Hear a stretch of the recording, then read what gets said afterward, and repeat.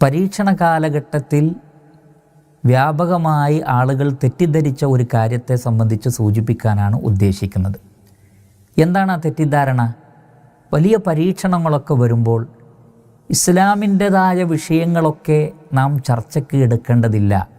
തൗഹീദുമായി ബന്ധപ്പെട്ട കാര്യങ്ങൾ, അതേപോലെ തന്നെ കർമ്മശാസ്ത്രവുമായി ബന്ധപ്പെട്ട വിഷയങ്ങൾ, അതിനൊന്നും വലിയ പ്രാധാന്യം കൊടുക്കാതെ ഈ പരീക്ഷണത്തെ സംബന്ധിച്ച് മാത്രമുള്ള ചർച്ചകളിൽ ഒതുക്കുക എന്നത് അതാണ് കരണീയം എന്ന് പലപ്പോഴും നാം മനസ്സിലാക്കിയിരിക്കുന്നു.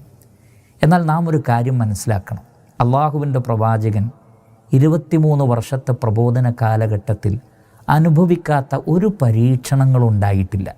യുദ്ധങ്ങൾ, അക്രമങ്ങൾ, അങ്ങനെ തുടങ്ങി എന്തെല്ലാം കാര്യങ്ങൾ എന്ന് കരുതി പ്രവാചകൻ ദീനിൻ്റെ ഏതെങ്കിലും വിഷയങ്ങളെ മാറ്റിവെച്ചോ പറയാതിരുന്നോ?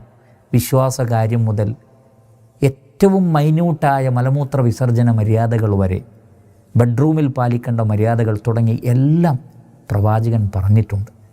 അതുകൊണ്ട് തന്നെ അത്തരം വിഷയത്തിൽ നിന്നൊന്നും നാം പിറകോട്ട് പോവേണ്ടുന്ന യാതൊരു ആവശ്യവുമില്ല. നിങ്ങൾ നോക്കൂ, ഒരിക്കലൊരു യാത്രയിൽ, പ്രവാചകൻ്റെ യാത്രകൾ അധികവും യുദ്ധവുമായി ബന്ധപ്പെട്ട യാത്രകളാണ്. ഒരു സഹാബി പറയുകയാണ്, അള്ളാഹുവിൻ്റെ റസൂൽ പ്രത്യേകം ആളുകളെ പറഞ്ഞയച്ചിട്ട് പറഞ്ഞു, ലാ യബ്ഖയന്ന ഫീ റഖബതി ബഈരിൻ ഖിലാദത്തുൻ മിൻ വതരിൻ വലാ ഖിലാദത്തുൻ ഇല്ലാ ഖുതിയത്. ഒരു ഒട്ടകത്തിൻ്റെയും കഴുത്തിൽ വതറു കൊണ്ടുള്ള അഥവാ ചരടുകൾ കൊണ്ടുള്ള ഒരു വളയോ മാലയോ ഒന്നും ഉണ്ടാവാൻ പാടില്ല.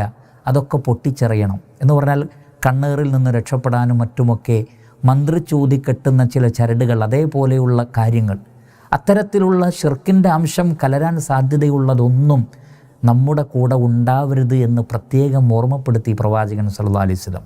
നിർണായകമായ ചില സന്ദർഭത്തിൽ അത്തരം കാര്യങ്ങളൊന്നും ശ്രദ്ധിക്കേണ്ടതില്ല എന്ന് പ്രവാചകൻ ചിന്തിച്ചില്ല. മറ്റൊരു സന്ദർഭത്തിൽ പ്രവാചകൻ സല്ലല്ലാഹു അലൈഹി വസല്ലമ ഒട്ടകങ്ങളുടെയും മറ്റും കഴുത്തിലണിയുന്ന ബെല്ലുകൾ, അതല്ലെങ്കിൽ മണിനാദം, അത് പൊട്ടിച്ചെറിയാൻ പ്രവാചകൻ പറയുകയുണ്ടായി. പ്രവാചകൻ പറഞ്ഞത് അത്തരം ആളുകളുടെ കൂടെ മലക്കുകൾ ഉണ്ടാവുകയില്ല എന്നാണ്. അതുകൊണ്ട് തന്നെ അത്തരം ബെല്ലുകളെ ഒഴിവാക്കാൻ പ്രവാചകൻ പറഞ്ഞു. അതുകൊണ്ട് തന്നെ ഏത് നിർണായക ഘട്ടത്തിലും ഇസ്ലാമിൻ്റെ കാര്യങ്ങൾ കൃത്യമായി പഠിപ്പിക്കപ്പെടണം.